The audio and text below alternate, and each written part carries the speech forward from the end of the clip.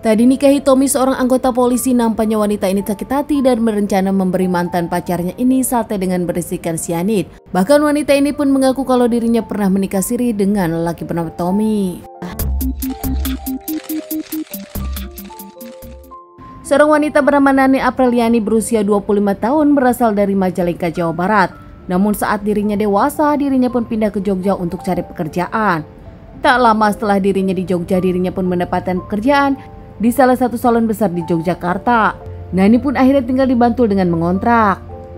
Menurut keluarga, Nani dikenal sebagai wanita yang lugu, ramah, baik, selalu mudik saat lebaran, dan tak pernah ada masalah dengan siapapun.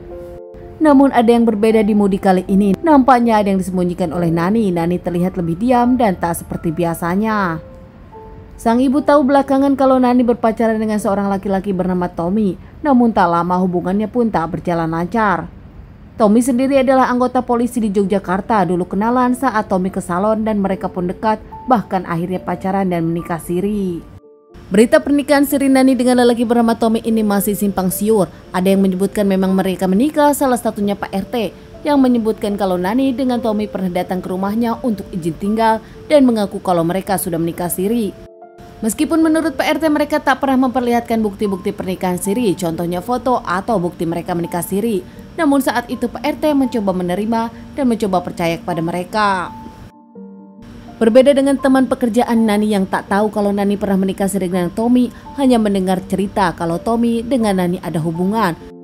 Teman-teman bahkan tak tahu hubungan apa antara Nani dengan Tommy, mereka hanya dekat sebagai klien saat itu. Bahkan setelah ada kejadian ini dan Nani diamankan pun, ayah dari Nani tak tahu kalau Nani pernah menikah siri, apalagi Nani berpacaran dengan seorang lelaki bernama Tommy. Hanya sang ibu yang pernah mendengar dan itu pun cerita dari Nani saja. Merasa dekat dengan Tommy, namun ternyata belakangan Tommy tak pernah mengabari dirinya ternyata Tommy menikah dengan wanita lain. Tak terima Nani sakit hati, kedekatannya dengan Tommy tak pernah dianggap serius oleh Tommy. Akhirnya Nani pun curhat kepada seseorang, sakit hati kepada Tommy. Curhatan Nani kepada seseorang itu mendapatkan ide kalau dirinya memberikan sesuatu dan memberikan sianid kepada Tommy untuk pelajaran hingga akhirnya Tommy nanti sakit perut. Sakit hati cintanya ditinggalkan begitu saja tanpa pikir panjang. Nani pun pesan sianid di sosial media. Nani pun pesan sianid online dan akhirnya sianid datang. Tanpa berpikir panjang, Nani yang memang sakit hati karena Tommy akhirnya memesan makanan yaitu sate, makanan kesukaan mereka berdua di tempat favorit mereka. Setelah membeli sate tersebut, memasukkan sianid ke dalam sate tersebut, Nani pun langsung buru-buru mencari siapa yang bisa mengantarkan sate tersebut ke rumah Tommy. Tommy sendiri memberikan alamat kepada Nani saat itu hingga Nani tahu di mana Tommy tinggal.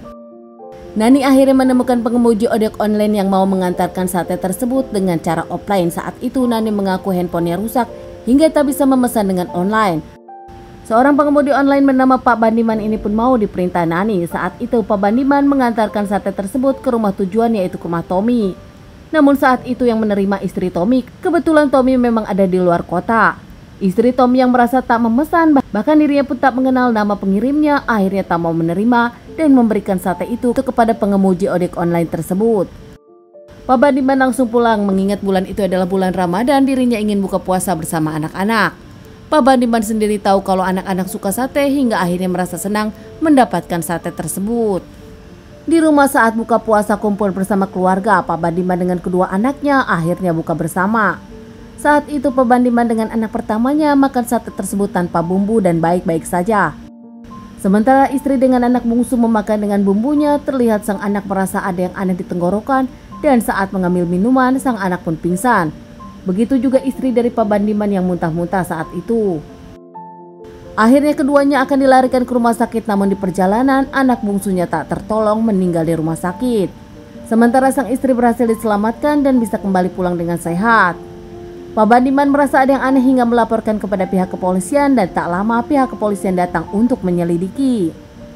Membawa sate tersebut dan ternyata benar di dalamnya ada sianid. Pihak kepolisian pun langsung datang ke tempat sate tersebut.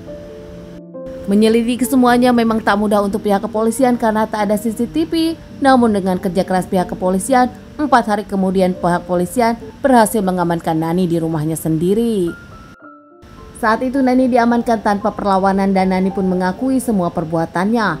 Nani mengaku kalau dirinya bermaksud hanya ingin membuat Tommy sakit perut tak pernah merasa berniat jahat kepada siapapun termasuk anak Pak Bandiman. Nani mengaku dirinya sakit hati kepada Tommy karena meninggalkannya, namun tiba-tiba pernyataan Nani dicurigai pihak kepolisian, menyebutkan targetnya adalah istri Tommy. Kalau istri Tommy sudah tak ada, Nani yang merasa ingin menjadi istri Tommy menjadi nyonya Tommy. Dari permasalahan ini, Nani pun diamankan dan divonis 20 tahun penjara usai menjalani beberapa kali persidangan. Keluarga dari Nani tak percaya apa yang diperbuat anaknya. Nani sendiri yang dikenal lugu baik, tak pernah terkira kalau permasalahan ini hanya karena asmara.